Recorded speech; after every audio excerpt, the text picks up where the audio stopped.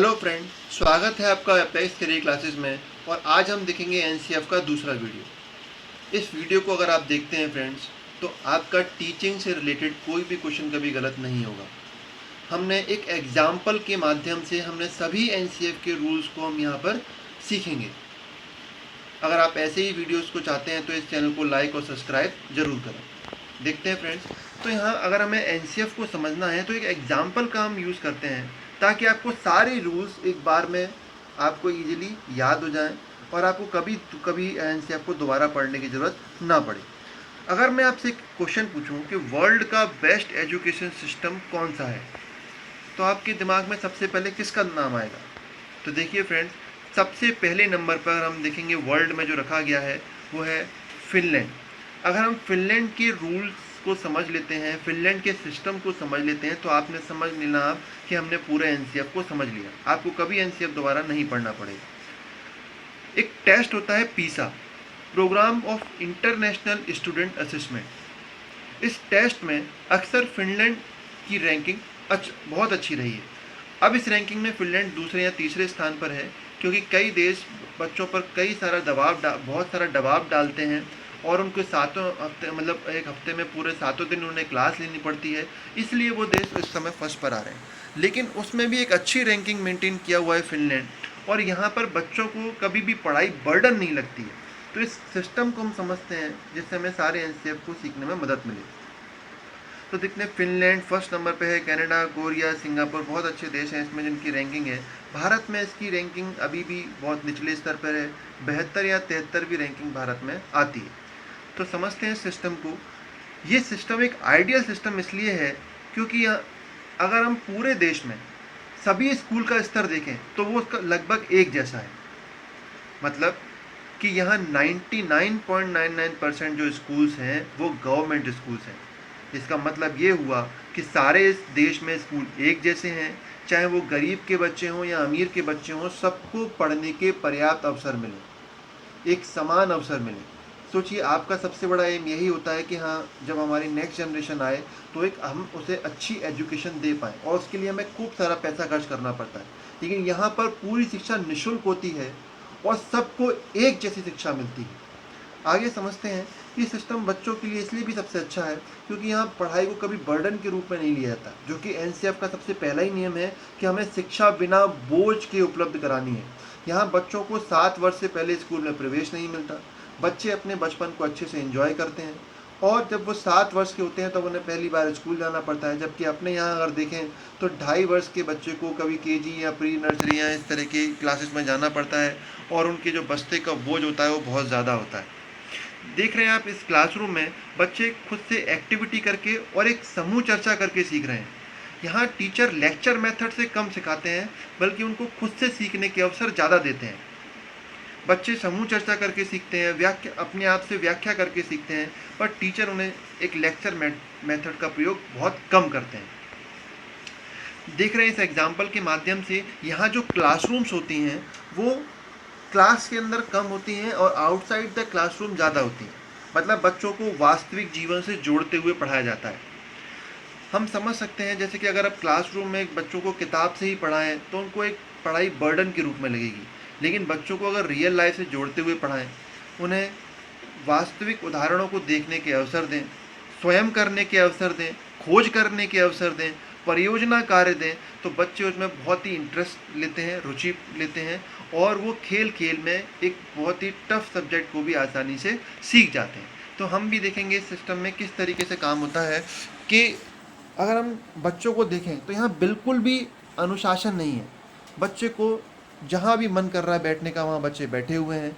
बच्चों को स्वतंत्र अध्ययन करने का एक पर्याप्त अवसर मिलता है। बच्चे किताब से नहीं बल्कि दृश्य श्रव्य माध्यम से सीख रहे हैं। जैसा कि आप देख रहे हैं, इसमें प्रोजेक्टर के माध्यम से एक टीचर पढ़ाने का प्रयास कर रहे हैं, और टीचर भी पढ़ाने में बहुत ज़्यादा इंटरेस्ट लेते हैं। ये एक ऐसा देश है जहाँ टीचर एक आईएएस जैसी आईएएस या आईपीएस जैसे जो पद होते हैं हमारे यहाँ पर, ऐसे ही यहाँ पर टीचर का पद माना जाता है, और टीचर डॉक्टर या इंजीनियर बनने से ज़्यादा टीचर बनने में इंटरेस्ट लेते हैं। तो और वो अपने काम को बहुत अच्छे से करते भी हैं। इससे बच्चों की एजुकेशन बहुत ही अच्छे लेवल पर पहुंचती है। यहाँ पर हम देखते हैं कि बच्चों को कभी परीक्षा का बोझ नहीं होता, परीक्षा का भय नहीं होता, बल्कि सीखने की उत्सुकता होती है। बच्चों के कभी एग्ज़ाम नहीं लिए जाते, जिससे कि बच्चों के ऊपर एक प्रेशर नहीं होता कि उन्हें एग्ज़ाम में पास होना है, नंबर लेकर के आने हैं, बल्कि सीखने की उत्सुकता होती है। यहाँ टीचर बच्चों को इंटरनल असेसमेंट के बेसिस पर प्रमोट करते हैं, उन्हें कभी एक रेगुलर एग्ज़ाम फेस नहीं करना होता है। अगर हम यहाँ देखें तो बच्चों को कभी होमवर्क का भी बर्डन नहीं होता, उन्हें बहुत ज़्यादा गृह कार्य भी नहीं दिया जाता। अकॉर्डिंग टू OECD देखें, economic organization of economic cooperation development के अनुसार फिनलैंड में बहुत ही कम होमवर्क दिया जाता है और बच्चों का अक्सर समय स्कूल में ही बीतता है। अगर यहाँ के आप स्कूल की टाइमिंग भी देखें तो करीब करीब 9 से 3 बजे तक होती है। बच्चों को सुबह जल्दी भी नहीं उठना है, आराम से मस्ती से स्कूल भी जाना है, कोई एग्ज़ाम का बर्डन नहीं है, कोई होमवर्क का बर्डन नहीं है, बस उन्हें सीखना है और उसे इंजॉय करना है। नेक्स्ट हम देखते हैं कोऑपरेशन नॉट कंपटीशन। बच्चों में कभी भी कंपटीशन की भावना नहीं होती। जब एग्ज़ाम ही नहीं होगा तो बच्चों में एक नंबर लाने की होड़ भी नहीं होगी, ना कोई ग्रेड लाने हैं, ना नंबर लाने हैं, और ना ही आपस में कंपटीशन करना है। बच्चों को एक समूह में रहना है, अपनी एकता से काम करने हैं और आपस में एक दूसरे का सहयोग करना है। तो जब भी कोई प्रतियोगिता वाली कंडीशन आती है तो उसको हम उचित नहीं मानते हैं। बच्चों में हम एक कॉपरेशन वाली जो भावना होती है उसको हम सबसे उच्च स्तर पर रखते हैं। देखो, ये एक स्टेटमेंट भी लिखा हुआ है यहाँ पर, real winners do not compete. तो यहाँ हमें दो चीज़ देखने को मिली कि बच्चों में आपस में कॉपरेशन भी है और वो गतिविधि के माध्यम से भी सीखते हैं। ये दो पॉइंट बहुत ज़्यादा इंपॉर्टेंट हैं। बच्चों को एक्टिविटी से अधिक सीखने के अवसर देने हैं और ध्यान रहे आपस में कॉपरेशन होना चाहिए, एक दूसरे का सहयोग करते हुए उन्हें सीखना है।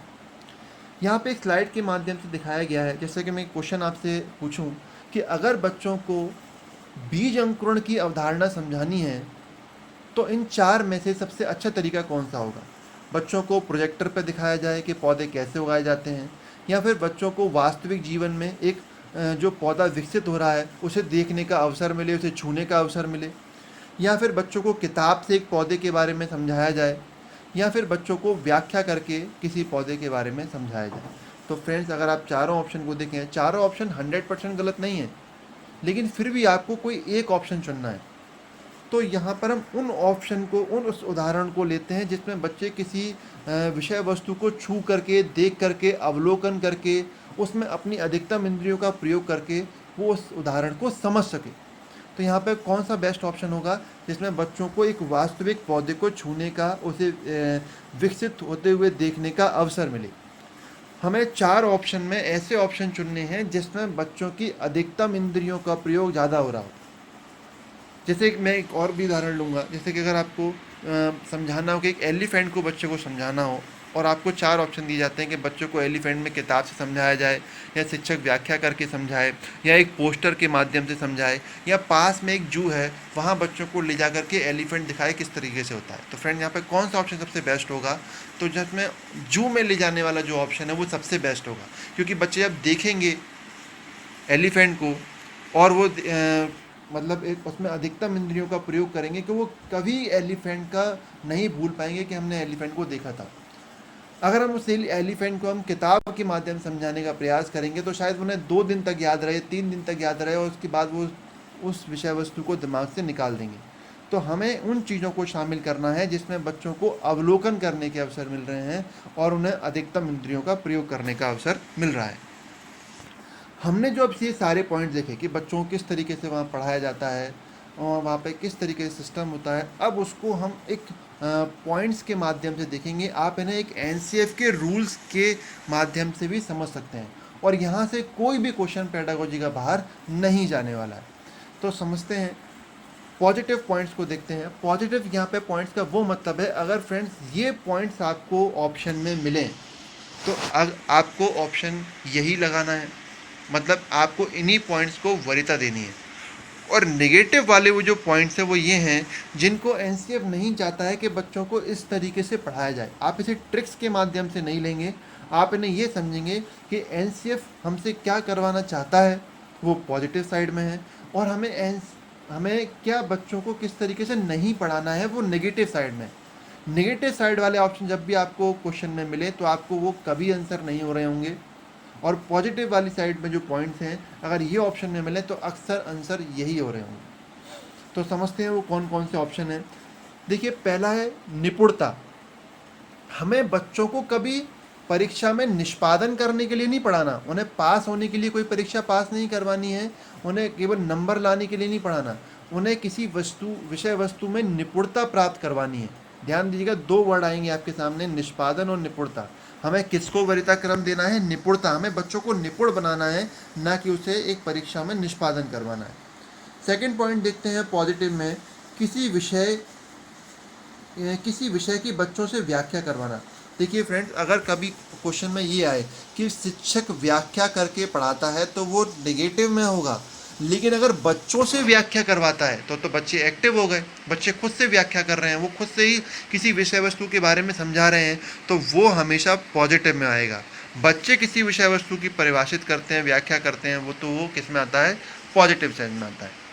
अगर हम इसके सामने नेगेटिव पॉइंट देखें तो अनुशासन में रह करके पढ़ाना। जैसे कि हमने स्लाइड में देखा था, बच्चे बिल्कुल अनुशासन में नहीं होते। बच्चे जहां उन्हें स्वतंत्र रूप से अध्ययन करने का अवसर मिल रहा होता है वहां आराम से वो बैठते हैं। तो अनुशासन वाला पॉइंट अगर कभी किसी ऑप्शन में दिखे तो वो ऑप्शन में नहीं हो रहा होगा। सेकंड देखते हैं नेगेटिव पॉइंट में, अनुकरण। अनुकरण का मतलब होता है नकल करना। अक्सर ये पॉइंट हमें क्वेश्चन में दिखेगा, पर ये भी ऑप्शन में कभी पॉजिटिव सेंस में नहीं जाएगा। क्यों? क्योंकि बार बार एनसीएफ ये कहता है कि बच्चों को स्वयं करने के अवसर दिए जाएं, न कि दूसरे की नकल उतार करके कोई काम सिखाया जाए। तो ध्यान दीजिएगा, ये नेगेटिव में है। अगर हम फिर से पॉजिटिव की ओर आएँ तो देखिए, तीसरा पॉइंट जो दिया हुआ है, खोजपूर्ण पागम। जब भी साइकोलॉजी में ये खोज वर्ड अगर हमें मिल रहा हो तो उसका मतलब क्या होगा? यहाँ बच्चे स्वयं करके कोई कार्य सीख रहे होंगे। जैसे हम कहते हैं ना, किसी वैज्ञानिक ने खोज की, तो खोज किस प्रकार से करते हैं वैज्ञानिक? वो स्वयं उस किसी विषय वस्तु के बारे में जांच करते हैं। तो ऐसे ही बच्चों को भी किसी विषय वस्तु के बारे में खुद से सीखने के अवसर दिए जाएं, उसी को हम खोजपूर्ण अधिगम कहते हैं। नेक्स्ट है इसमें परियोजना कार्य। चौथे नंबर पर जो पॉइंट दिया गया है वो है परियोजना कार्य। परियोजना मतलब प्रोजेक्ट। प्रोजेक्ट कार्य का मतलब ये नहीं है कि बच्चों को कोई फाइल बनवाई जाए, बल्कि प्रोजेक्ट कार्य कैसे होते हैं? जैसे बच्चों से हमने कहा कि जाओ किसानों से पूछ कर के आओ पेड़ किस प्रकार से उगाए जाते हैं, जाओ आसपास के घर से या अपने घर से सभी प्रकार की दालों को इकट्ठा करके आओ। तो जो परियोजना कार्य है, बच्चे इसमें स्वयं कार्य करते हैं और चीज़ों को अपनी रियल लाइफ से रिलेट करते हैं। नेक्स्ट जो पॉजिटिव पॉइंट है, सर्वेक्षण कार्य। सर्वेक्षण का मतलब है जहाँ सर्वे करना। बच्चों से कुछ विषय में सर्वे करवाया जाता है। जैसे कि उदाहरण के लिए हम बच्चों से कहें कि जाओ अपने घर के आसपास ये पता करके आओ कि पहले कहाँ कहाँ पेड़ थे और वहाँ से पेड़ों को काट दिया गया है। तो बच्चे अपनी वास्तविक चुनौतियों को स्वीकार करेंगे, देखेंगे कि हाँ, हमने मनुष्य ने अपने फ़ायदे के लिए वातावरण को कितना नुकसान पहुँचाया। तो समय समय पर हम बच्चों को सर्वेक्षण करने का एक मौका देते हैं, समूह चर्चा करने का मौका देते हैं। जैसा कि हमने स्लाइड में भी देखा था, बच्चे आपस में समूह चर्चा करके सीख रहे थे। समालोचनात्मक चिंतन, इसका मतलब क्या होता है? आलोचनात्मक चिंतन। हम किसी विषय वस्तु के बारे में केवल एक सकारात्मक चीज़ें भी ना बताएं, उसमें एक नेगेटिव चीज़ें भी बताएं। जैसे कि किसी विषय वस्तु के एडवांटेजेस भी बताएं और डिसएडवांटेजेस भी बताएं, ताकि बच्चा उस विषय वस्तु को पूरी तरीके से समझ सके। अब हम नेगेटिव साइड में देखें तो अनुशासन को हमने देखा था, अनुकरण को हमने देखा था, नकल करने को देखा था। परीक्षा में निष्पादन, जैसा कि हमने फिनलैंड में भी समझा था कि वहाँ बच्चों की परीक्षा नहीं कराई जाती, क्योंकि बच्चों पर आपस में बर्डन ना लगे कि हमें एग्ज़ाम पास करना है। बच्चों को तो केवल सीखने के अवसर दिए जाते हैं और टीचर अपने इंटरनल असेसमेंट के बेसिस पर बच्चों को आगे प्रमोट करते हैं। तो जब भी आपको ये परीक्षा में निष्पादन करने का जो पॉइंट मिले तो वो एक नेगेटिव सेंस में जा रहा होगा। हमें बच्चों को ग्रेड या अंक लाने के लिए प्रोत्साहित नहीं करना चाहिए, बिल्कुल सिखाना चाहिए। बच्चों को कभी दंड या पुरस्कार के माध्यम से नहीं पढ़ाना चाहिए, क्योंकि ये अभिप्रेरणा के कृत्रिम स्रोत हैं। ये जब तक सामने रहते हैं तब तक तो अच्छा लगता है, और जैसे ही हटे तो बच्चों ने पढ़ने में भी इंटरेस्ट नहीं दिखाता। व्याख्या करके पढ़ाना, अगर टीचर लेक्चर मेथड का प्रयोग कर रहा है तो फ्रेंड्स वो भी एक अच्छा ऑप्शन नहीं है, वो एक नेगेटिव सेंस में जा रहा होगा। परिभाषाओं और तकनीकी शब्दावली। फ्रेंड्स समझिए, एक छोटा सा बच्चा जो 5 से 6 साल का होगा, उसने भाषा को नया नया सीखा हुआ है और वो क्लास में पहली बार आ रहा है, तो क्या वो परिभाषाओं और तकनीकी शब्दावली को समझ पाएगा? बिल्कुल नहीं। एनसीएफ ने साफ साफ कहा है कि क्लासरूम से परिभाषाओं और तकनीकी शब्दावली को बिल्कुल दूर रखा जाए। नेक्स्ट समझते हैं इसमें हम बच्चों को क्षेत्र भ्रमण कराना, ये अगर ऑप्शन में मिले तो आपको सब वो बहुत ही पॉजिटिव ऑप्शन में जा रहा होगा, आपको उसे वरीयता देनी होगी। जैसे कि अगर आपको किसी इंडस्ट्रीज़ के बारे में समझाना है तो हम पोस्टर के माध्यम से समझाएं, या कोई प्रोजेक्टर के माध्यम से समझाएं, या फिर बच्चों को प्रोजेक्ट कार्य दें, या बच्चों को इंडस्ट्री में क्षेत्र भ्रमण पर ले जाएं। तो जब बच्चों को स्वयं देखने का अवसर मिल रहा है तो वो क्यों पोस्टर से और टीवी के माध्यम से समझेंगे। तो इस तरह का अगर ऑप्शन मिले तो हमें उसको वरीयता देनी है। अवलोकन करने का मौका मिले, हम पहले देख चुके हैं, दैनिक जीवनचर्या से जोड़ने का मौका मिले तो उसे भी वरीयता देनी है। स्वयं करने का अवसर मिले, अवधारणाओं को संकल्पनाओं का विकास करने का अवसर मिले। एक और पॉइंट है सृजनात्मकता, ये हमने पहले वीडियो में भी देखा था कि अगर किसी ऑप्शन में क्रिएटिविटी विकसित करने का अवसर मिल रहा है तो उसको सबसे ज़्यादा इम्पोर्टेंस देनी है, वही ऑप्शन में हो रहा होगा। हमें इंटेलिजेंसी पे भी इतना ज़्यादा फोकस नहीं करना जितना क्रिएटिविटी पर करना है। अगर ऑप्शन में सृजनात्मकता वाली ऑप्शन मिले तो ध्यान रखना अक्सर ऑप्शन वही सही हो रहा होगा। और सृजनात्मकता के गुण कैसे होते हैं? मौलिकता यानी कि नवीनता, बच्चों में नया कुछ सीखने के अवसर मिले। अपसारी चिंतन का मतलब क्या है? अपसारी चिंतन का मतलब होता है डाइवर्जेंट थिंकिंग, जैसे जिसमें कि बच्चों को बहुत सारा सोचने का अवसर मिले। जैसे कि मैं आपसे कहूँ कि अगर किसी कहानी में आप राम की जगह होते तो क्या करते? अगर धरती से सारे पेड़ खत्म हो जाएं तो क्या होगा? मतलब ऐसे क्वेश्चन जिसमें कोई लिमिटेड सोचने के अवसर ना मिले, जिसमें बच्चे सोचते हुए चले जाएं। ये क्वेश्चन एग्जाम में बहुत आते हैं। मैं इस पर एक अलग से एक वीडियो बनाऊंगा। अब सारी चिंतन के ऊपर ध्यान रखिएगा, बहुत ही इंपॉर्टेंट टॉपिक है। आप इसे ऐसे समझ सकते हैं कि जिसमें बच्चे को बहुत ज़्यादा सोचने के अवसर मिलें, इसी प्रकार के चिंतन को अपसारी चिंतन कहते हैं। जैसे कि हम एक और मैं आपको उदाहरण दूं, अगर चंद्रमा की अपनी रोशनी होती तो क्या होता? तो क्या इस क्वेश्चन का लिमिटेड आंसर है? नहीं। आप रात भर सोचते रहिए, दिन भर सोचते रहिए, तब भी आपका सोचना खत्म नहीं होगा। तो ऐसे चिंतन को हम अपसारी चिंतन कहते हैं। समस्या समाधान, ये क्वेश्चन सीटेट में बार बार आता है कि समस्या समाधान में सबसे आगे कौन होता है? तो उसमें कौन होता है? सृजनात्मक बालक होता है। लचीलापन, इसका मतलब क्या है कि बच्चों को, जो क्रिएटिव बच्चे होते हैं, वो एक समस्या को एक तरीके से हल नहीं करते हैं, बल्कि उनको हल करने के बहुत सारे तरीके मालूम होते हैं। तो इस गुण को हम कहेंगे क्या? लचीलापन, एक समस्या को एक से अधिक तरीके से हल करना। नेक्स्ट पॉइंट है मुक्त तंत्र चिंतन, जिसमें बच्चों को खूब सोचने के अवसर मिले, कल्पना करने के अवसर मिले। ये बिल्कुल पॉइंट वैसा ही है जैसा अपसारी चिंतन वाला था। अपसारी चिंतन को ही हम मुक्त चिंतन बोलते हैं और इसको हम कल्पनात्मक चिंतन बोलते हैं। अगर हम निगेटिव साइड में देखें यहाँ पे, तो निगेटिव पॉइंट में रखा गया है बच्चों का वर्गीकरण करना, बच्चों में तुलना करना और बच्चों को चिन्हित करना। जैसे उदाहरण, अगर हम बच्चे से कहें अंधे बच्चे इधर आओ, गूंगे बच्चे उधर जाओ, तो ये बच्चों को चिन्हित कर रहे हैं। हमें उसकी कमियों को कभी चिन्हित नहीं करना, हमें एक समावेशी की भावना से कार्य करना है। और हमें ये समझना है कि हमें किसी बच्चे को ये एहसास नहीं कराना कि उसमें कोई कमी है। बच्चों को ये एहसास कराना है कि हाँ, हम सब एक जैसे हैं, हम में कोई कमी नहीं है। तो कभी भी बच्चों को बांटना नहीं है। बांटने का मतलब कि हम लड़कों को अलग पढ़ा रहे हैं, लड़कियों को अलग पढ़ा रहे हैं, या मानसिक रूप से जो कम स्तर पे हैं उन्हें अलग ले जाके पढ़ा रहे हैं, जो उच्च स्तर पर उन्हें अलग ले जाके पढ़ा रहे हैं। जब भी इस तरह के ऑप्शन में कोई पॉइंट मिले तो वो नेगेटिव सेंस में जा रहा होगा, वो तो ऑप्शन कभी नहीं सही होगा। हमें दैनिक जीवनचर्या में अगर हम इस तरीके से नहीं पढ़ाना है कि बच्चों में दैनिक जीवनचर्या को बदलें। हमें तो एक छोटे से बच्चा दैनिक जीवनचर्या को कैसे बदल सकता है? हमें बदलना नहीं है, बल्कि दैनिक जीवनचर्या से जोड़ना है। अगर दो ऑप्शन आपके सामने मिले कि बच्चों को दैनिक जीवनचर्या बदलने के लिए कहना है या दैनिक जीवनचर्या से जोड़ना है, तो वहाँ कौन सा ऑप्शन चुनेंगे हम? दैनिक जीवनचर्या से जोड़ने वाला। नेक्स्ट पॉइंट अगर देखें, सवाल का तुरंत हल करवाना। यहाँ कोई रेस थोड़ी ना लग रही है कि कौन जल्दी करेगा, बल्कि हमें सबको पर्याप्त समय दें सवाल को हल करने का। इस तरह का कभी भी ऑप्शन मिले कि जल्दी सवाल हल कर पाए, कौन ज़्यादा सवाल हल कर पाएगा, इस तरह का जब भी कंपटीशन वाला कोई पॉइंट आ रहा हो तो वो नेगेटिव सेंस में जा रहा होगा। याद करवाना, रटवाना, ये तो हम पहले ही देख चुके हैं। एनसीएफ का नियम था दूसरा या तीसरा कि इसमें हम बच्चों को रटने की प्रणाली का बिल्कुल विरोध करते हैं। रटना बिल्कुल डायरेक्टली नहीं आएगा। आपसे ऐसे भी कह सकते हैं, कोई प्रश्न अगर स्मृति स्तर पर बल दे रहा है तो क्या वो उचित है? नहीं। हमें याद करने पर फोकस नहीं करना, हमको तो रियल लाइफ से जोड़ने पर बल देना है। किसी कार्य में बच्चे की कमी निकालना। देखिए फ्रेंड्स, एक क्वेश्चन आया था, मैंने आपको पहले भी इस वीडियो में बताया था, अगर बच्चा फेल हो जाता है तो उसमें किसकी कमी है? तो क्या हम बच्चे की कमी मानेंगे? बिल्कुल नहीं। उसमें हम शिक्षण व्यवस्था को जिम्मेदार मानेंगे, क्योंकि हम बाल केंद्रित शिक्षा दे रहे हैं, हम बच्चों के अनुसार शिक्षा दे रहे हैं। तो जब बच्चों के अनुसार हमने पढ़ाया है, हमने मंदबुद्धि को मंदबुद्धि के अनुसार पढ़ाया है, और अगर वो नहीं सीख पाता उसमें, तो उस बच्चे की कमी नहीं है, वो हमारी कमी है कि हम उसे उसके स्तर पर सिखा नहीं पाए। दोहराना, ये वही हो गया अनुकरण, हम बार बार दोहरा करके बच्चों को सिखा रहे होंगे तो ये भी एक नेगेटिव सेंस में जा रहा होगा। अति अभ्यास और गृह कार्य, हमने फिनलैंड में भी देखा था बच्चों को बहुत ज़्यादा गृह कार्य नहीं दिया जाता, तो जब भी आपको ऑप्शन में मिले कि अति अभ्यास और गृह कार्य, तो ये भी एक नेगेटिव सेंस में जा रहा होगा।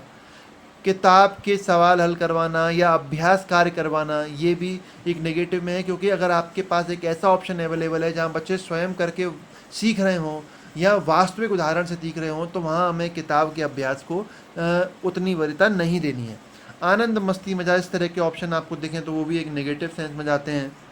बच्चों को नियम और प्रबंधन में रह करके पढ़ाना, मैंने आपको बताया था बच्चों को नियमों से नहीं पढ़ाते हैं, क्योंकि उन्हें फिर वो पढ़ाई बर्डन लगने लगती है। बच्चों को तो एक एक एक्टिविटी, गतिविधि के माध्यम से पढ़ाया जाता है, तो इसलिए जब भी नियम कानून वाले कोई भी पॉइंट आए तो वो भी एक नेगेटिव सेंस में जा रहे होंगे। ये हम पहले ही देख चुके थे, कल्पना करना, संकल्पना करके पढ़ाने के अवसर देना। किसी कार्य में शिक्षक की कमी निकालना, अगर कोई विषय वस्तु बच्चा नहीं समझ पाया है, अगर वहाँ शिक्षक की कमी निकल रही है, तो वो ऑप्शन सबसे ज़्यादा सही होगा। जैसे किसी बच्चे, अक्सर क्लास में बच्चे किसी विषय को समझ नहीं पाए हैं, तो उसमें अगर ऐसा ऑप्शन आ रहा हो कि शिक्षक को अपनी शिक्षण विधि पर विचार करने की आवश्यकता है, तो समझ लीजिएगा फ्रेंड, वो ऑप्शन वही सही होने वाला है, वो सबसे इम्पोर्टेंट ऑप्शन होगा। जब भी टीचर्स अपनी कमी को महसूस करते हैं तो वो ऑप्शन सबसे बेटर ऑप्शन होगा। किसी कार्य में शिक्षक की कमी निकालना, ये पॉइंट हो गया। नेक्स्ट है बच्चों को अर्थ निर्माण और अर्थ ग्रहण करते हुए पढ़ाना। हिंदी या इंग्लिश में फ्रेंड्स ये वाला ऑप्शन बहुत रिपीट हुआ है कि हमें किसी भाषा को किस प्रकार से पढ़ाना है कि बच्चों शब्दों को पढ़ पाएँ, या फिर बच्चे कठिन शब्दों को उच्चारण कर पाएँ, या जो विषय वस्तु वो पढ़ रहे हैं उसका अर्थ निर्माण कर पाएँ, या फिर वो एक सेंटेंस को एक उचित लय में पढ़ पाएँ। इन चारों में से हमें पढ़ने का पॉइंट आ जाए तो वो कौन सा ऑप्शन सही होगा, तो वो ऑप्शन सही हो रहा होगा वहाँ जहाँ बच्चे पढ़ने के बाद अपने आप में अर्थ निर्माण भी कर पाएँ, जो उन्होंने पढ़ा है उसको समझ पाएँ कि वो क्या लिखा हुआ है, उस पैराग्राफ का मतलब क्या है, तो उस ऑप्शन को हमें सबसे ज़्यादा वरीयता देनी है। अर्थ निर्माण ध्यान रखिएगा, सबसे इंपॉर्टेंट पॉइंट है ये। बच्चों में अपनी अभिव्यक्तियाँ विचार करने के अवसर देना, जब भी आपसे हिंदी में ये क्वेश्चन कई बार आया हुआ है कि हम किस तरीके से बच्चों को पढ़ाएं, तो मैंने तो आपको पहले ही कहा है कि 4 में से हमें वो ऑप्शन चुनना होता है जिसमें बच्चे को ज़्यादा से ज़्यादा काम करने का अवसर मिले और टीचर को कम। जैसे व्याख्या मेथड जो होता है वो गलत होता है कि हम वहाँ टीचर व्याख्या कर रहा है, ज़्यादातर काम टीचर कर रहा है और बच्चों को केवल सुनने का मौका मिल रहा है।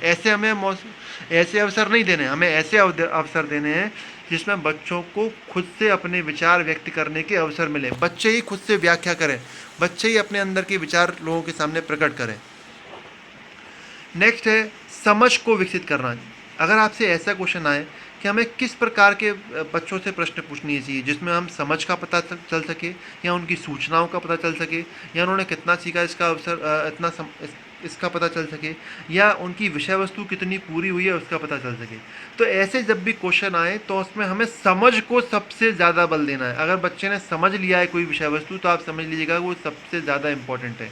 हमें ज्ञान, विश्लेषण, समझ, इस तरह के पॉइंट में सबसे ज़्यादा बल समझ को देना है। प्रश्न पूछना एक शिक्षक का बहुत ही बड़ा कौशल है, इससे हमेशा बच्चे सक्रिय रहते हैं। हमें किसी विषय वस्तु से पढ़ाने से पहले भी प्रश्न पूछने चाहिए, दौरान भी प्रश्न पूछने चाहिए, और विषय वस्तु कंप्लीट होने के बाद भी प्रश्न पूछने चाहिए।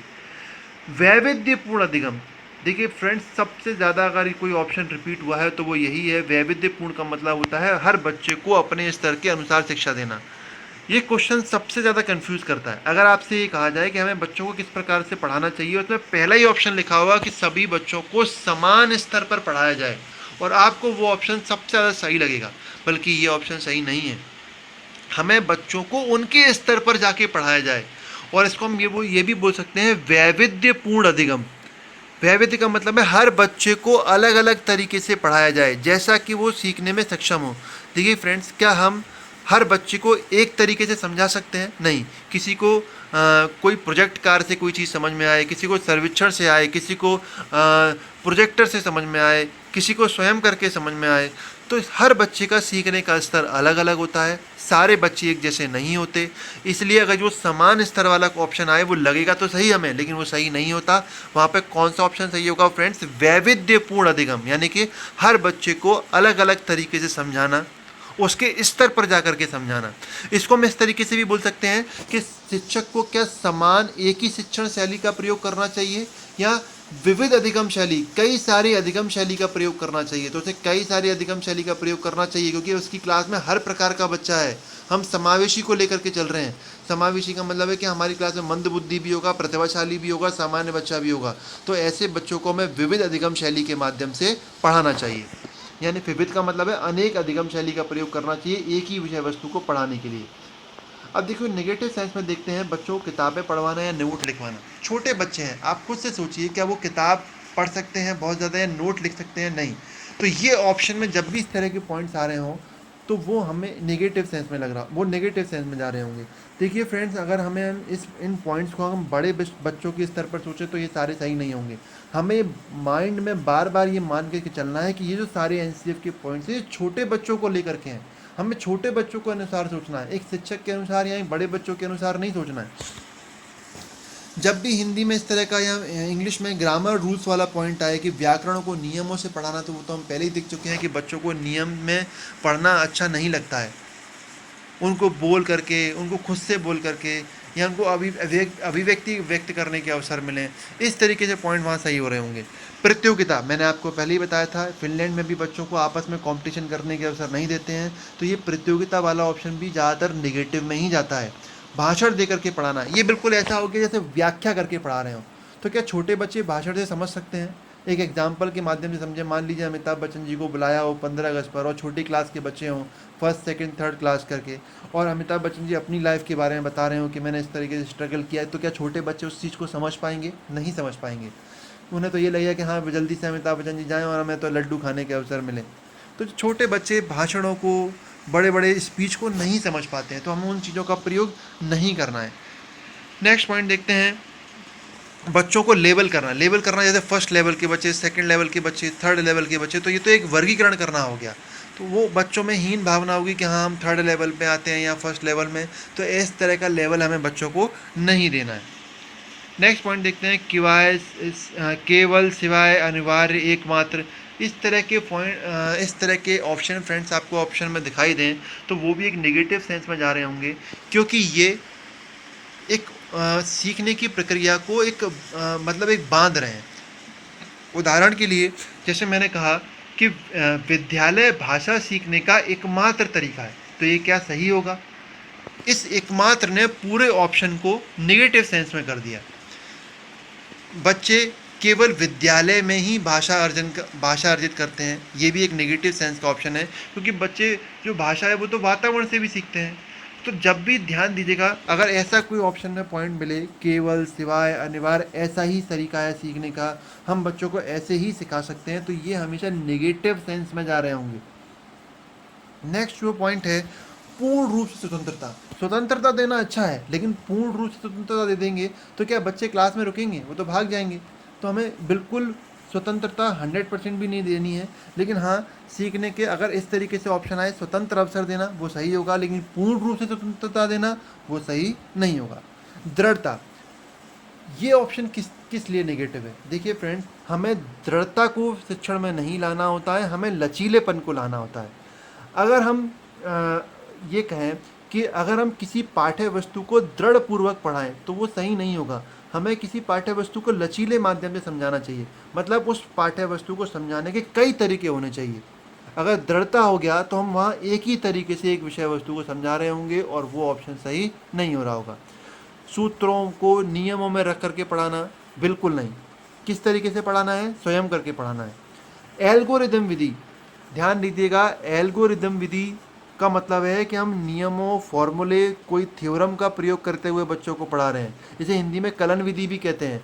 कलन विधि से पहले बच्चों को एक्टिविटी गतिविधि के माध्यम से समझाना चाहिए। एल्गोरिदम विधि का प्रयोग लास्ट में करना चाहिए। अगर उस ऑप्शन में गतिविधि लिखा हुआ है, प्रोजेक्ट कार्य लिखा हुआ है, तो मैं उसे वरीयता देनी है, ना कि एल्गोरिदम को।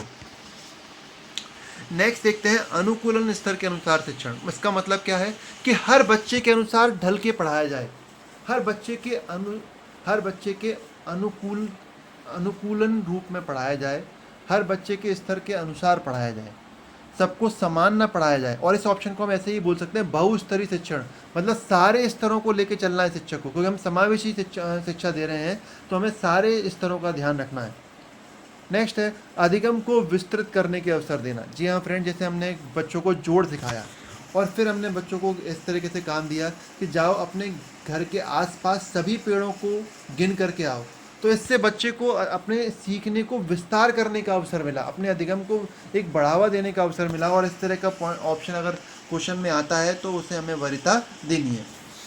सीखने में अधिकतम इंद्रियों का प्रयोग करना, जैसे कि मैंने आपको स्लाइड के माध्यम से समझाया था, बच्चे अगर पौधों को देखते हैं, छूते हैं, स्पर्श करते हैं तो उस चीज़ों को ज़्यादा सीखते हैं उसके बारे में।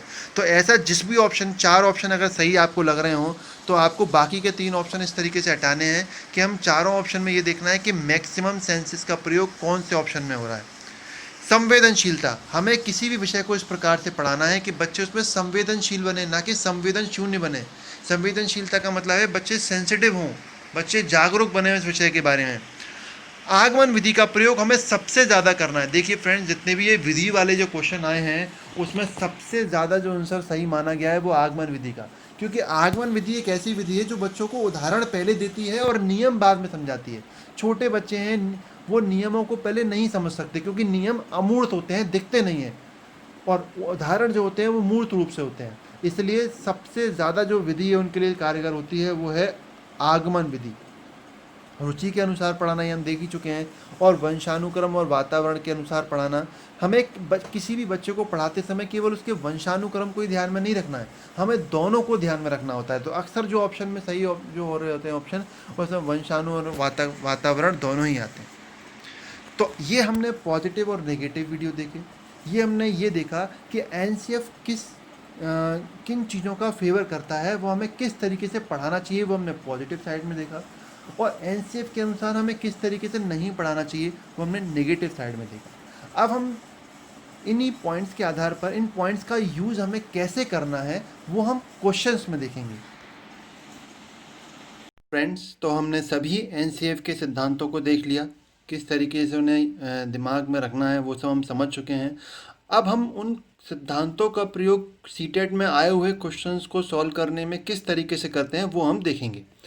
तो समझते हैं यहाँ पे, बच्चों के अधिगम को सुगम बनाने के लिए अध्यापक को एक कक्षाई परिवेश का सृजन करने की आवश्यकता होती है। इस प्रकार के अधिगम परिवेश का सृजन करने के लिए नीचे दिए गए कथनों में से कौन सा एक नहीं है। ध्यान दीजिएगा फ्रेंड्स, यहाँ पे नहीं पूछा हुआ है तो कौन सा सही होगा इसमें। बच्चों के प्रयासों को स्वीकृति देना तो बहुत पॉजिटिव है। अध्यापक के अनुसार कार्य करना, हमने सिद्धांतों में सीखा था कि कोई भी काम अगर हमें करना है तो वो बच्चों के अनुसार करना है, ना कि अध्यापक के अनुसार करना है। एनसीएफ में साफ साफ कहा गया है। तो यहाँ पे कौन सा आंसर होगा फ्रेंड्स, यहाँ पर बी ऑप्शन होगा। बाकी ऑप्शन भी एक बार देख लेते हैं क्या कह रहे हैं। बच्चे को स्वीकार करना ये गलत नहीं है, लेकिन यहाँ पे बेटर ऑप्शन, सॉरी यहाँ पे हमें गलत ही देखना था, तो ये तो सी ऑप्शन सही है। और डी ऑप्शन कह रहा है अध्यापक का सकारात्मक रूप, ये भी सही है। तो यहाँ पे गलत में ढूंढना है 4 में से, तो कौन सा ऑप्शन होगा वो बी। अगर इसको सही ऑप्शन करके बताएंगे, अगर बी को हमें सही करना हो तो वहाँ पे क्या होना चाहिए था, बच्चों के अनुसार कार्य होना चाहिए था, अध्यापक के अनुसार कार्य एनसीएफ में नहीं बताया गया। नेक्स्ट क्वेश्चन को देखते हैं। योग्यता व योग्यता सामूहिकरण के परिप्रेक्ष्य में निम्नलिखित में से कौन सा कथन सत्य है। हमें यहाँ सही ऑप्शन देखना है जो योग्यता और योग्यता समूहीकरण के परिप्रेक्ष्य में सही हो। विद्यार्थी सम समूहों में बेहतर सीखते हैं, ये बिल्कुल सही है, लेकिन 100% सही नहीं कह सकते। बाकी ऑप्शन भी हमें देखना पड़ेगा। अबोध व प्रभावों के शिक्षण हेतु कक्षा में समरूपी होने चाहिए। अगर हम सारे कक्षाओं को समरूपी कर देंगे तो वो एक समावेशी शिक्षा वहाँ नहीं हो पाएगी। हमने विशिष्ट बच्चों को एक साथ रख दिया, सामान्य बच्चों को अलग रख दिया, तो उनमें उस तरह की शिक्षा ठीक से नहीं हो पाएगी। छात्र असहिष्णु होते हैं और वे भेदों को स्वीकार नहीं करते। फ्रेंड्स, जब भी ध्यान रखिए, अगर किसी भी ऑप्शन में बच्चे की कमी साफ साफ बताई जा रही है, बच्चा मंद बुद्धि है, असहिष्णु है, ऐसे ऑप्शन कभी सही नहीं होते। हम बच्चों के अनुसार शिक्षा देते हैं, हम बच्चों की कमियों को पहले से ही अपने मस्तिष्क में रखते हैं और उनके अनुसार उन्हें शिक्षा देते हैं। तो इस समय अगर बच्चा नहीं सीख पा रहा है तो वो बच्चे की गलती नहीं है, वो हमारी गलती है। और डी ऑप्शन कह रहा है विभिन्न योग्यता वाले समूह को ग्रहण करने के लिए अध्यापक को बहुस्तरीय शिक्षण। मैंने आपको ये एनसीएफ के नियमों में समझाया था पॉजिटिव नेगेटिव टेबल के माध्यम से कि हमें हर बच्चे को लेके चलना है, हमें सारे स्तर लेके चल रहे हैं, क्योंकि हम समावेशी शिक्षा में पढ़ाते हैं। हमारी क्लास में मंद बुद्धि भी होगा, प्रतिभाशाली भी होगा, सामान्य बच्चा भी होगा। तो उसके लिए यहाँ पे कौन सा ऑप्शन सही होगा? डी, क्योंकि ये सभी स्तरों को लेके चलने वाला ऑप्शन है। नेक्स्ट क्वेश्चन देखते हैं इसमें। प्रगतिशील शिक्षा के संदर्भ में समान शैक्षिक अवसर से अभिप्राय है कि सभी छात्र। अब देखिए फ्रेंड्स, यहाँ पे समान आया है, आप लोगों को ये तुरंत लगेगा कि हाँ हमें समान शिक्षा सभी को देनी है। तो पहला ही ऑप्शन बिल्कुल ऐसे ही रखा गया है, किसी भी जाति पंथ रंग क्षेत्र व धर्म के होते हुए भी समान शिक्षा प्राप्त करें। देखिए आपको सबको सही लग रहा होगा ये ऑप्शन, और ऐसे क्वेश्चन अक्सर हमें सीटेट में देखने को मिलते हैं जहाँ पर हमें समान लिखा हो और हम समान देखते ही उसे सबसे पहले ऑप्शन पर टिक लगाते हैं कि हाँ ये ऑप्शन सबसे सही है, क्योंकि यहाँ समान लिखा हुआ है, हम कोई भेदभाव नहीं कर रहे हैं, हम सबको समान पढ़ा रहे हैं। लेकिन उससे भी बेटर एक ऑप्शन होता है, क्योंकि हम समावेशी शिक्षा में पढ़ाते हैं, हमें हर बच्चे के अनुसार पढ़ाना चाहिए, ना कि बिल्कुल सबको समान पढ़ा देना चाहिए। हमारी क्लास में अगर प्रतिभाशाली बच्चा है तो उसे प्रतिभाशाली तरीके से पढ़ाना चाहिए, मंद बुद्धि है तो उसको धैर्यपूर्वक पढ़ाना चाहिए। तो इसलिए हमें सबकी क्षमताओं का ध्यान रखना ही पड़ता है, तो यहाँ हम समान वर्ड नहीं लगाएंगे। नेक्स्ट है, दूसरे में भी देखिए आपको वही कंडीशन रखी, समान शिक्षा पाने के बाद अपनी क्षमताओं का सिद्ध कर सके। अगर ऐसा पहले में भी समान सही होता तो फिर दूसरा वाला ऑप्शन भी सही होना चाहिए था, लेकिन यहाँ पे वो नहीं है। थर्ड ऑप्शन को देखते हैं हम, बिना किसी भेदभाव के समान, यहाँ पे भी वही सेम वर्ड रिपीट हुआ, समान पद्धतियों व सामग्रियों से शिक्षा प्राप्त करें। पर जब ए में सही नहीं हुआ, बी में सही नहीं हुआ, तो सी में कैसे सही हो सकता है? यहाँ भी सही नहीं होगा। और जो लास्ट ऑप्शन है डी, ये बिल्कुल सही ऑप्शन है, क्योंकि यहाँ पे लिखा हुआ है ऐसी शिक्षा पाएं जो उनके लिए अनुकूलतम हो, जो हर बच्चे के अनुसार हो, उसमें हर बच्चे की क्षमताओं का ध्यान रखा गया हो, और तथा उनके भविष्य के कार्यों में सहायक हो। तो यहाँ हर बच्चे के स्तर को शामिल कर लिया। तो ऐसे ऑप्शन को हमें सबसे ज़्यादा वरीयता देनी है, ये एनसीएफ के नियमों के अनुसार है। नेक्स्ट क्वेश्चन देखते हैं इसमें। एक समावेशी कक्षा वह है जहाँ पहला ऑप्शन है, तब तक आकलन की पुनरावृत्ति होती है जब तक प्रत्येक अधिगमकर्ता न्यूनतम श्रेणी प्राप्त न कर ले। विद्यार्थी का भार कम करने के लिए अध्यापक केवल, देखिए फ्रेंड्स, अगर इस तरह के ऑप्शन आए कि केवल या ऐसे ही या एक ही तरीके से या ऐसे ही पढ़ेगा, तो जब भी कोई ऑप्शन हमें कोई बांधता है या हमें कोई रिस्ट्रिक्शन देता है तो ऐसे ऑप्शन कभी सही नहीं होते हैं। समस्याओं का अधिकाधिक समाधान करने की संभावना की दृष्टि से बच्चों को सक्रिय भागीदारिता देना, ये भी ऑप्शन सही हो सकता है। लेकिन हम देखते हैं नेक्स्ट ऑप्शन क्या है, अध्यापक प्रत्येक अधिगमकर्ता के लिए वैविध्यपूर्ण, मतलब कि सबके लिए, हर अधिगमकर्ता के लिए वो अलग अलग तरीके से एक अलग जो उस बच्चे के अनुकूल होना चाहिए, जो उस बच्चे के हिसाब से हो, वह सार्थक अधिगमनात्मक अनुभव हेतु परिवेश का निर्माण करते हैं, जो हर बच्चे के लिए एक अलग अलग विविध वातावरण उपलब्ध कराते हैं, विविध विविध विधियों से पढ़ाते हैं। इसका मतलब वो शिक्षक सभी बच्चों का ध्यान रख रहे होंगे, और ऐसे ऑप्शन को हमें सबसे ज़्यादा वरीयता देनी है। 3 बार ये क्वेश्चन आया हुआ है, और ये 3 बार तो एक ही पेपर में आया है, लेकिन उससे पहले भी हमें और भी एग्जामों में ये क्वेश्चन मिले हैं।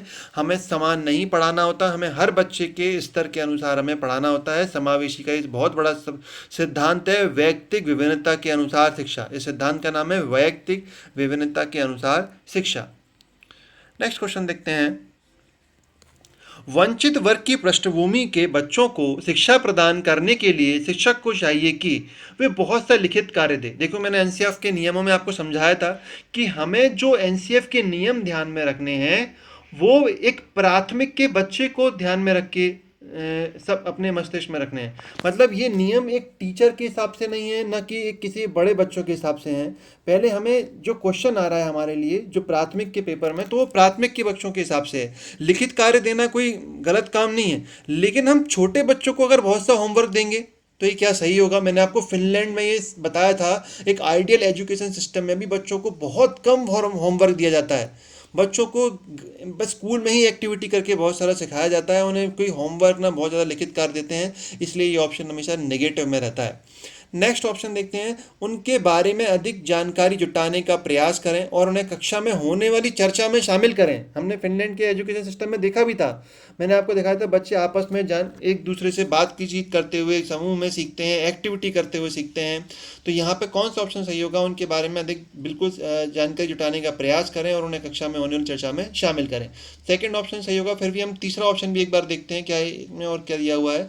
उन्हें कक्षा में अलग बिठाएं। हम समावेशी शिक्षा को लेके चल रहे हैं, कितनी भी अच्छी आदर्श आप बच्चे को सुविधाएं क्यों ना दे रहे हो, लेकिन आप उसे अलग नहीं बिठा सकते। जैसे किसी बच्चे को कोई समस्या आती है तो एक शिक्षक बच्चे को दूसरी क्लास में ले जाके समझाता है, तो ये सही नहीं है।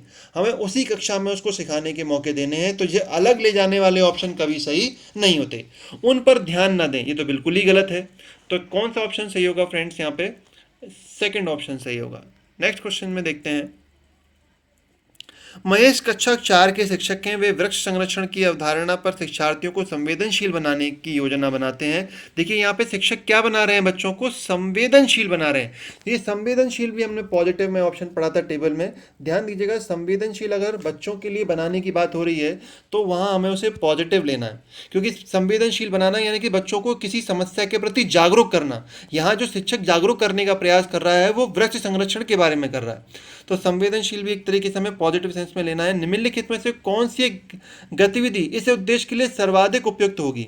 वाद विवाद प्रतियोगिता का आयोजन करना, एक पौधे को अपनाने और उसका पोषण करने के लिए प्रत्येक शिक्षार्थी को अभिप्रेरित करना, पोस्टर प्रतियोगिता के लिए शिक्षार्थी को प्रोत्साहित करना, समूह चर्चा के लिए शिक्षार्थी को समूह बनाना। फ्रेंड्स यहाँ पे चारों ही ऑप्शन सही हैं, लेकिन फिर भी हमसे उसने कहा है सर्वाधिक उपयुक्त बताइए, सबसे बेटर बताइए। यही मैंने आपको इस तरह के क्वेश्चंस करने के लिए वो टेबल बताई थी कि जहाँ पे हमें वरीयता देनी हो तो हम वैसे ऑप्शन को वरीयता देते हैं जिसमें बच्चे बहुत ज़्यादा एक्टिव हों, जिसमें उनकी अधिकतम इंद्रियां काम कर रही हों, या जिसमें वो अधिकतर काम करके सीख रहे हों। तो इस ऑप्शन में ऐसा कौन सा ऑप्शन है? देखिए यहाँ पे सारे चारों ऑप्शन में सेकंड ऑप्शन है, क्योंकि एक बच्चा पौधे को अपनाएगा तो वो ज़्यादा प्रैक्टिकल हो गया, उसको सामने से देखेगा, छुएगा, उसको समझेगा, उसका अवलोकन करेगा, उसका पोषण करेगा, और इससे उसको अधिक सीखने को मिलेगा। तो यहाँ पे कौन सा ऑप्शन हो गया? सेकंड ऑप्शन बेटर होगा। ठीक है, नेक्स्ट क्वेश्चन देखते हैं। एक बच्चा जो आंशिक रूप से देख सकता है, अब बच्चा विशिष्ट है, उसको देखने में दिक्कत है, तो आप उसके लिए क्या करेंगे? ये क्वेश्चन डायरेक्ट आपके सीटेट में आया हुआ है। फर्स्ट ऑप्शन है बिना किसी विशेष प्रावधान के नियमित विद्यालय में डालना। नियमित विद्यालय में तो पढ़ाते हैं, लेकिन हमें कुछ उसकी क्षमताओं को ध्यान रखना पड़ता है।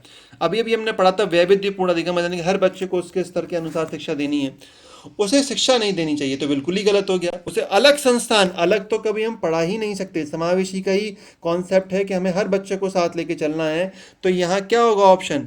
विशेष प्रावधान करते हुए नियमित विद्यालय में रखना चाहिए। फ्रेंड्स 2019 2018 कई बार ये क्वेश्चन बार बार रिपीट हो रहा है। समावेशी कहती है कि हर बच्चे को नियमित विद्यालय में ही पढ़ाना चाहिए और उसमें विशिष्ट बच्चों के साथ साथ सामान्य बच्चों को भी पढ़ाना चाहिए, लेकिन विशेष प्रावधानों के साथ। निम्नलिखित में से कौन सी स्थिति बाल केंद्रित कक्षा को प्रदर्शित कर रही है? एक कक्षा में शिक्षिका बच्चों को नोट लिखा देती है। देखिए मैंने पहले ही कहा था ये प्राथमिक के क्वेश्चन हैं, छोटे बच्चे हैं, प्राथमिक की, उन्होंने भाषा नई नई सीखी है, तो क्या वो नोट लिखने के अभ्यास करने के लेवल पर होंगे? नहीं। अगर बड़े बच्चों के हिसाब से देखते तो शायद ये ऑप्शन ठीक भी होता, लेकिन छोटे बच्चों के लिए तो बिल्कुल ठीक नहीं होगा। एक कक्षा जिसमें पाठ्य पुस्तक एकमात्र बोल दिया, जहां ऑप्शन को हमें बांधने लगे, जहां बच्चों के लिए रिस्ट्रिक्शंस दें कि नहीं तुम्हें ऐसे ही करना है, यही तरीका है, ऐसे ऑप्शन कभी सही नहीं होते हैं। ये हमने नेगेटिव्स में देखा था टेबल में।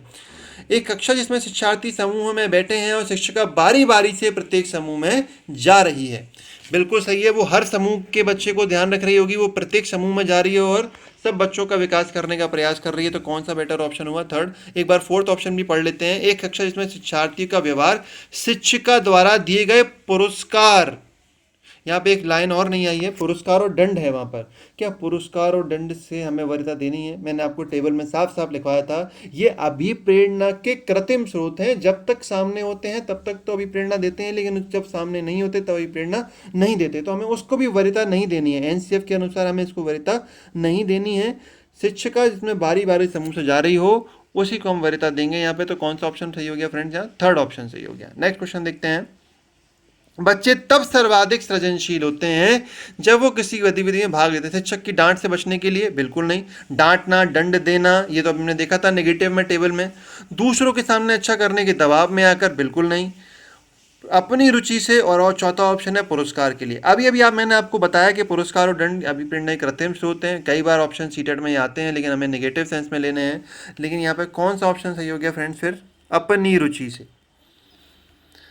नेक्स्ट क्वेश्चन देखते हैं। इसमें जटिल परिस्थितियों को संसाधित करने में शिक्षक बच्चों की सहायता कर सकता है प्रतियोगिता को बढ़ावा देकर। मैंने आपको बताया था, फिनलैंड का जो सिस्टम पढ़ाया था कि बच्चों को सहकारी भावनाओं से पढ़ाना चाहिए, कोऑपरेटिव तरीके से पढ़ाना चाहिए, उनमें कोई कंपटीशन की भावना नहीं होनी चाहिए, और उन्हें कोई ये काम पुरस्कार के लिए भी करवा रहे हैं, तो ये तो बिल्कुल नेगेटिव हो गया। ये हमने टेबल में भी देखा था। तो यहाँ पे ये तो ऑप्शन बिल्कुल नहीं हो सकता। कोई भी सहायता ना देकर, ये तो बिल्कुल गलत हो गया। भाषण भी हमने फ्रेंड समझा था नेगेटिव में। छोटे बच्चे जो है वो अध्यापक की व्याख्या और भाषण को नहीं समझ पाते हैं, तो इसलिए ये भी ऑप्शन सही नहीं होगा। तो कौन सा ऑप्शन सही होगा फ्रेंड्स? यहाँ पे फोर्थ ऑप्शन सही होगा, क्योंकि कार्य को बच्चों के हिसाब से छोटे ऑप्शन में छोटे लेवल पर बांटा जा रहा है। तो वो कौन सा ऑप्शन हो जाएगा? फोर्थ ऑप्शन होगा। नेक्स्ट क्वेश्चन देखते हैं। अब नेक्स्ट क्वेश्चन देखते हैं। एक सह शिक्षा कक्षा में लड़कों से ये शिक्षक कहता है कि लड़के बनो और लड़कियों जैसा व्यवहार मत करो। ये किस प्रकार का कमेंट हुआ, ये हमें बताना है। जातीय भेदभाव का परिचायक है, लड़के लड़कियों के साथ व्यवहार का एक अच्छा उदाहरण है, लड़के लड़कियों के भेदभाव की रूढ़िबद्ध धारणा को प्रकट करता है, और लड़के लड़कियों की जीवन शैली महत्ता को उजागर करता है। देखिए फ्रेंड्स, मैंने आपको एनसीएफ के नियम में समझाया था कि यहाँ से ऐसे क्वेश्चन बनते हैं जाति या लैंगिक भेदभाव पर, क्योंकि वहाँ पे हमें बताया गया था कि हमें महिलाओं का सम्मान करना चाहिए। एनसीएफ इस बात की सिफारिश करता है कि हम सभी महिलाओं का सम्मान करें, शांति शिक्षा बनाएं, और कोई भी किसी प्रकार की जाति या लैंगिक भेदभाव न करें। तो उसको देखते हुए ये क्वेश्चन बना है। ये क्वेश्चन भी कई बार आया हुआ है एग्जाम में। तो यहाँ पे कौन सा ऑप्शन सही होगा कि हमें किसी भी प्रकार की यहाँ पे रूढ़िबद्धता नहीं दिखानी है, लेकिन यहाँ पे जो ऑप्शन में दिया गया है कि लड़के बनो, यहाँ पे साफ साफ भेदभाव हो रहा है, लड़कों को प्रायोरिटी दी जा रही है, इसलिए कैसा हो गया? ये भेदभाव वाला क्वेश्चन हो गया। तो यहाँ पे थर्ड ऑप्शन सही होगा। आकलन। आकलन बच्चों को लेबल करने और उनको वर्गीकृत करने। मैंने आपको एक टेबल में भी बताया था एनसीएफ के नियम में कि हम बच्चों को सबको साथ लेके चलते हैं, एक कोऑपरेटिव वाली भावना लेके चलते हैं, बच्चों को सबको सहयोग करते हुए आपस में एक दूसरे का पढ़ना चाहिए।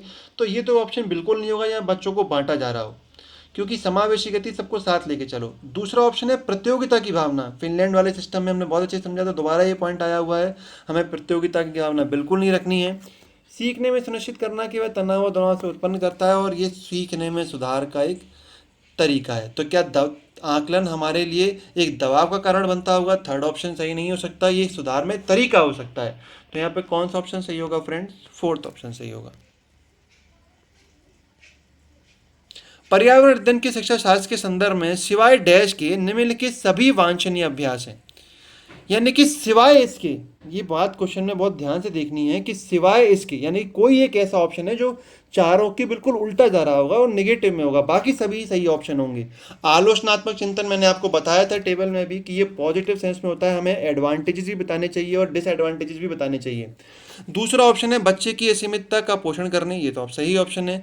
वास्तविक अवलोकन के स्थान पर पाठ्य पुस्तकीय ज्ञान। देखिए एनसीएफ के दो प्रिंसिपल आ रहे हैं यहाँ। पहला था कि वास्तविक जीवन से जोड़ना, और एक प्रिंसिपल था कि हमें कहीं शिक्षा व्यवस्था हमारी पाठ्य वस्तु केंद्रित ना रह जाए, हमें पुस्तकीय ज्ञान पर ज़्यादा बल नहीं देना है।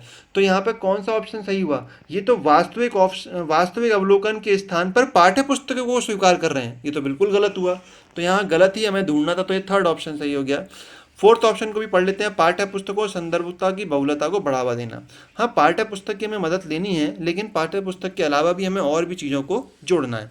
तो ये ऑप्शन बिल्कुल गलत नहीं है, लेकिन थर्ड वाला तो बिल्कुल गलत ऑप्शन था, इसलिए वो हमें गलत ही पूछा गया था। इसमें कौन सा ऑप्शन हो जाएगा फ्रेंड्स? थर्ड वाला ऑप्शन सही हो जाएगा।